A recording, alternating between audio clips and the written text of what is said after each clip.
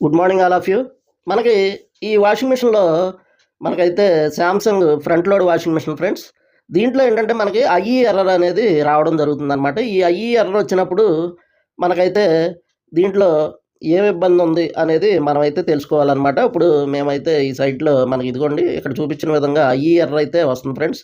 ఈ IE error వస్తుందంటే మనకి శాంసంగ్ వాషింగ్ మిషన్‌లో అయితే గనక మనకి టాప్ లోడ్ అయినా, ఫ్రంట్ లోడ్ అయినా దేంట్లోనైనా సరే మనకి ఐఈ ఎర్రర్ వస్తుందంటే మనకి ప్రెజర్ సెన్సార్‌కి సంబంధించిన ప్రాబ్లమ్ అనేది ఉన్నట్టు ఫ్రెండ్స్. మనకి ప్రెజర్ సెన్సార్ అంటే ప్రెజర్ సెన్సార్ ఇష్యూ అనే కాదు ఫ్రెండ్స్.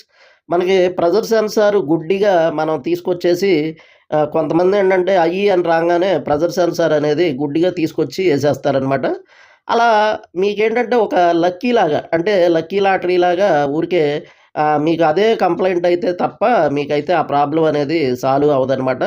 ముందుగా మనం ఆ ప్రెజర్ సెన్సార్ అనేది మనం గుడ్డిగా ఏసే ముందు దానికొచ్చే వోల్టేజెస్ అంటే మనకి దానికొచ్చే వోల్టేజ్‌లనేది తీసుకోవాలి ఫ్రెండ్స్. మనకి ఇన్‌పుట్ సప్లై అనేది మనకి 5 వోల్ట్స్ అనేది రావడం జరుగుద్దనమాట. ఆ వోల్టేజ్ అనేది మనం చూడాలి. ఆ వోల్టేజ్ అనేది వచ్చినప్పుడు మాత్రమే మనమైతే వోల్టేజ్ వచ్చినప్పుడు మనకలాగే రిటర్న్ అంటే ఫీడ్‌బ్యాక్ కమ్యూనికేషన్ కూడా మనకైతే ఉండాలనమాట. ఆ ఫీడ్‌బ్యాక్ కమ్యూనికేషన్ ఉంటేనే అప్పుడు మాత్రమే ఒకవేళ రిటర్న్ కమ్యూనికేషన్ రాకపోతే మనకి ప్రెజర్ సెన్సార్ పోయినట్టనమాట. అలా కాకుండా మనకి గుడ్డిగా అనేది మనమైతే ఎయకూడదు. ఇప్పుడు ఇందులో అయితే మనకి వోల్టేజ్‌లు చూసాం ఫ్రెండ్స్. వోల్టేజ్‌లు చూస్తే మనకైతే ఇన్‌పుట్ అయితే బానే ఉంది.